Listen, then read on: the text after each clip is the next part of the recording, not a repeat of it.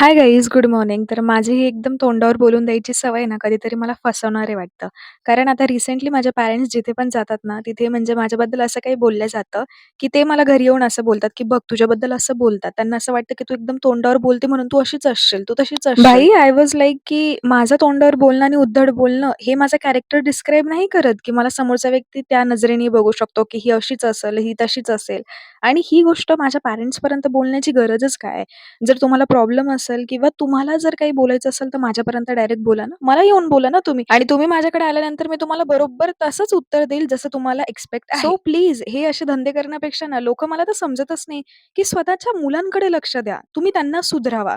In fact दुसऱ्यांच्या मुलांमध्ये कमिया शोधण्याच्या आधी ना तुम्ही स्वतःच्या मुलांकडे पण बघा, की त्यांच्यामध्ये काय कमी आहे त्याला दुरुस्त करा ना. म्हणजे स्वतःच्या मुलांमध्ये टॅलेंट नसतो ना, तर हे असेच पॅरेंट्स आहे ना दुसऱ्यांच्या मुलांबद्दल काहीही बोलतात. पण गेस व्हॉट? तिथे माझे पॅरेंट्स काय बोलून असतील आणि ह्या गोष्टीवर मला खूप प्राउड फील होतंय. कारण ते तिथं असं बोलून आले, की ती 2 घेणारी तर ती 2 देणारी पण आहे. तर तुम्ही चिंता करू नका. म्हणजे मी माझ्या लाईफमध्ये चिल करते. मी माझं पॅशन फॉलो करते. मला जे करायचंय मी ते करते. बट लोकं तिसऱ्या ठिकाणी माझा एवढा विचार करताय मला हे याची थोडीशी सुद्धा आयडिया नाहीये.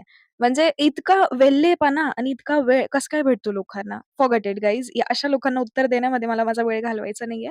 आपण आपलं रुटीन कंटिन्यू करूया. बरं, तर जसं तुम्ही कालचा ब्लॉग बघितला असाल, खूप सारी प्रॅक्टिस करून झाली आहे ब्रेडची. तर आज मॅमने डिसाईड केलेलं, की आज काहीतरी नवीन शिकूयात म्हणजेच बनमध्ये. तर आज आम्ही शिकलेलो कॅथलिक बन आणि तुम्ही बघू शकता रिझल्ट असा होता. मी ट्राय केलेला फर्स्ट अटेम्प्टमध्येच छान आलेला. बट स्टिल मला थोडंफार असं मन माझं मागे-पुढे होत होतं. सो मी म्हटलं घरी जाऊन मी ट्राय करेल नक्की.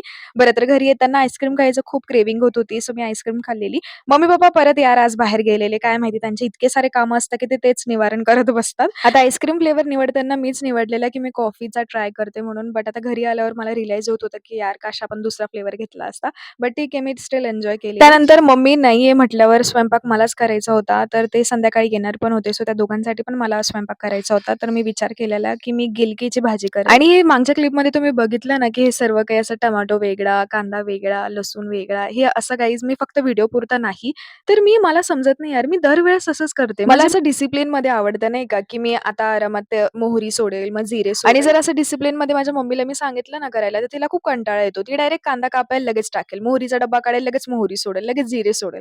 पण मला असं नाही आवडत यार कधीच. मला असं एकदम डिसिप्लिनमध्ये सर्व असलं पाहिजे. मग मी असं आरामात सोडेल. बरं, तर सकाळी केलेली हेअरस्टाईल मी परत ट्राय करून बघितलेली आणि तुम्ही बघू शकता द रिझल्ट. भेटूयात उद्याच्या व्लॉगला. Bye bye. Thank you for watching.